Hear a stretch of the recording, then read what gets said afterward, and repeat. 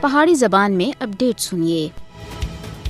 ایک پاسے دنیا وچ عالمی یوم مذہبی آزادی منایا جلدا ہے، بھارت وچ بھی اس حوالے نال بڑی تقریبات اور بھاشن دیتے جلدے ہیں، لیکن دوئے پاسے بھارت وچ مذہبی اقلیتاں جس ظلم و بربریت دا شکار ہیں اس دی تفصیل جان کے انسانیت دا سر شرم نال جھک جلدا ہے۔ ہندوستان وچ مذہبی اقلیتاں کول عالمی یوم مذہبی آزادی منانے دی کوئی وجہ نہیں۔ مذہبی آزادی دے حوالے نال اگر ہندوستان دی سیاہ تاریخ دا جائزہ کیتا جلے تے بھارت عالمی یوم مذہبی آزادی منانے دا اہل نہیں ہے۔ بھارت دا آئین بھی اقلیتاں دے حقوق دی بھرپور ضمانت فراہم کردا ہے، لیکن بھارتی حکومت سن اقلیتاں دے حقوق پامال کر کے نہ صرف بین الاقوامی قوانین بلکہ اپنے آئین و قانون دی مٹی پلید کر دیتی ہے۔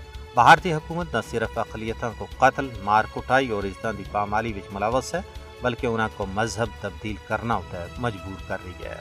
بھارتی حکومت جارحانہ طریقے نال ہندوستان کو بگوا بنانے دے RSS دے ایجنڈے اتے عمل پیرا ہے۔ مودی دی قیادت وچ ہندوستان ایک فسطائی اور زعفرانی ریاست بن چکی ہے۔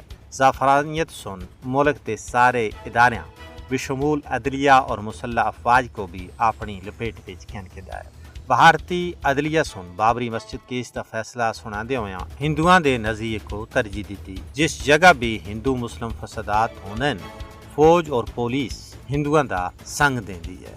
ہندوتوا نظریہ ہندوستان دے زعفرانیت دے پیچھے اصل محرک ہے۔ BJP اور RSS دا مشن ہندوؤں دی بالادستی اور ہندو طرز زندگی دا قیام ہے۔ دنیا دی سب تھی بڑی نام نہاد جمہوریت وچ ہندوؤں تھی علاوہ کسے ہور واسطے کوئی جگہ نہیں ہے۔ ہندوستانی اقلیتاں دی جان، عزت اور مذہبی آزادی ہندو انتہا پسنداں دے رحم و کرم ہے۔ جموں کشمیر دی خصوصی حیثیت دی غیر قانونی منسوخی اس گل دا کھلا ثبوت ہے کہ ہندوستان ایک فسطائی ریاست ہے۔ ہندوستان دی زعفران کاری دے نہ صرف ہندوستان بلکہ پوری دنیا تے تباہ کن اثرات مرتب ہو سن۔